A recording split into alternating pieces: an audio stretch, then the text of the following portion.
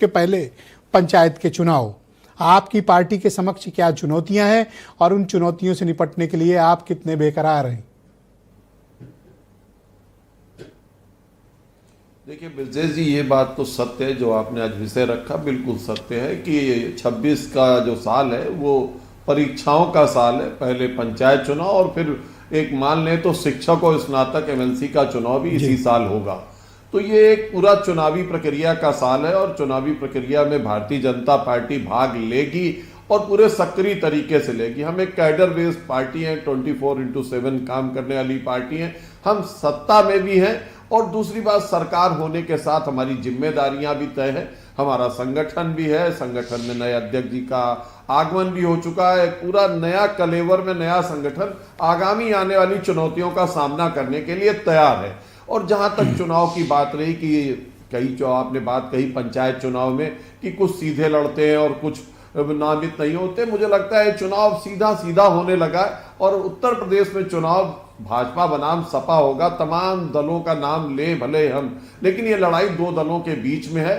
शिक्षक एमएलसी चुनाव में जरूर हम लीड में हैं और शुरू से अंत तक चुनाव जीतने की प्रक्रिया, क्योंकि हम पूरे साल काम करते हैं, पूरे 6 साल हमने एमएलसीओ ने हमारे काम किया, तो उसमें हमारी सीधी जीत हमको दिखाई दे रही है। रही बात यह कि 2027 की प्रक्रिया क्या है, तो 2027 में चुनाव मानिए कि 26 में ही शुरू है।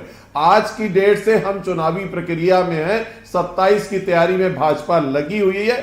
हर कील काटा दुरुस्त करने, संगठन को दुरुस्त करने, जहां हमारे कार्यकर्ता नामित हो सकते हैं उन्हें नामित करने, सारी प्रक्रिया को पूर्ण करने में लगी है। और मुझे लगता है एक योगी आदित्यनाथ के रूप में हमारे पास एक ऐसा विश्वसनीय और सशक्त चेहरा है जिसपे जनता का आशीर्वाद और विश्वास बना हुआ है।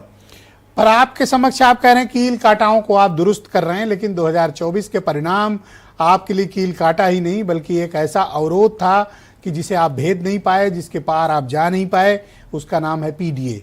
इससे कैसे निपटिएगा?